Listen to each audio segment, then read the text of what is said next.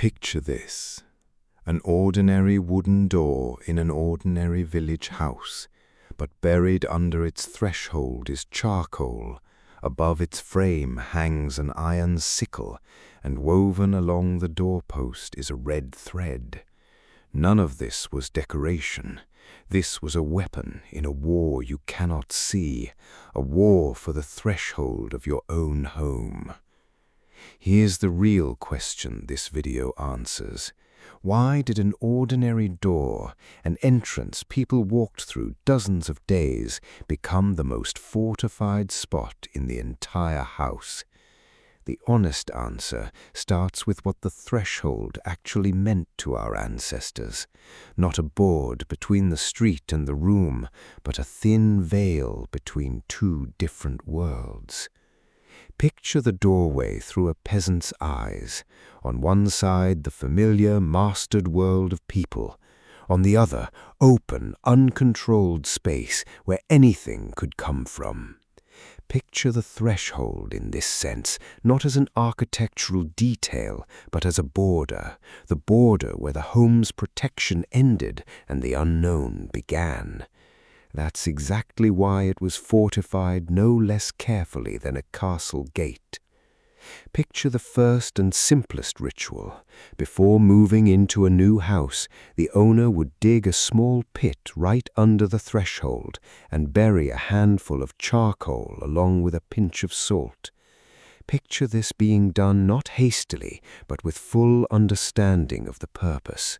The charcoal was meant to absorb any evil trying to enter along with a visitor, and the salt was meant to stop that evil from going any further into the house. Picture a family who moved into a new house in a hurry right before winter and put off this ritual for later.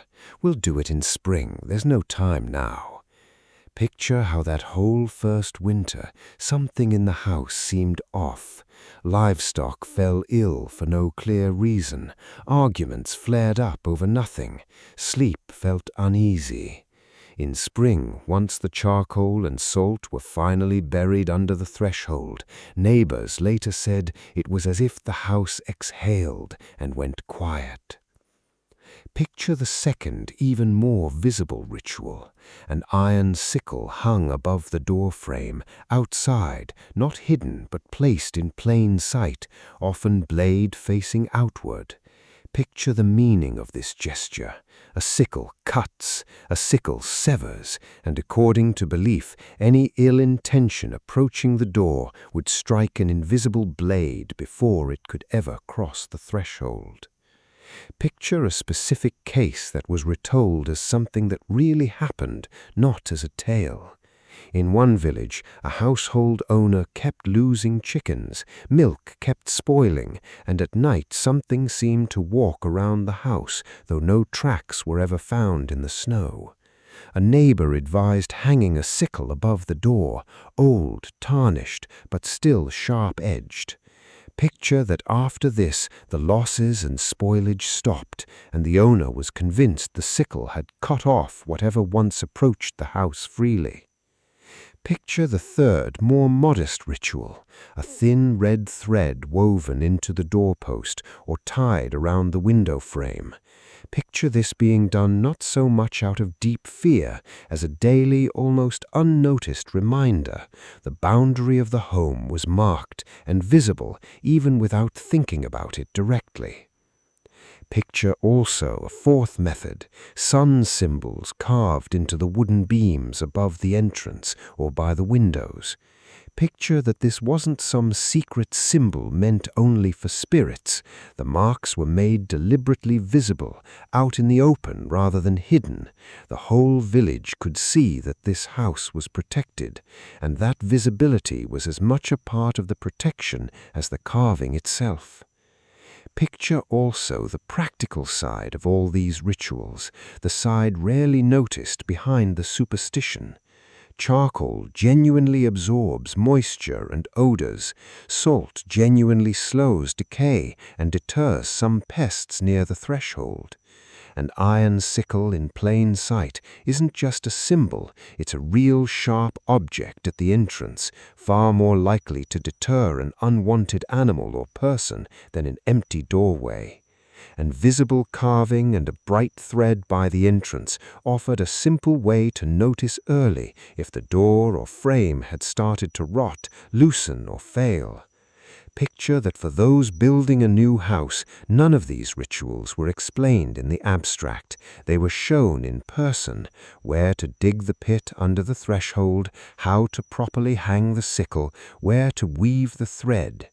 Picture that this worked not because people literally believed in magic, but because everyone in the house knew exactly one thing: the threshold was not just a board, it had to be watched and it had to be defended in the most literal sense.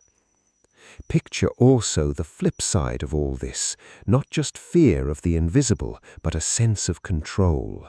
A house with its own system of threshold defense felt like a fortress, not a defenseless shelter. Picture how differently people slept, knowing the border of their home was fortified, not because the danger had vanished, but because they had done everything within their power. Here's what's worth sitting with. The rituals at the threshold aren't a story about superstitious peasants afraid of the dark beyond the door. This was a deliberate defense system packaged into a clear, almost engineered set of actions. Bury charcoal and salt, hang sharp iron, mark the border with thread and carving. An invisible threat became manageable once there was a plan against it.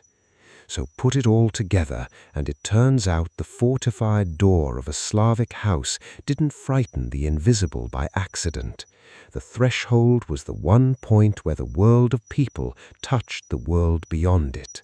And that's exactly why our ancestors armed that border as seriously as they would arm a real castle gate, turning an ordinary doorway, decade after decade, into the family's first and last line of defense.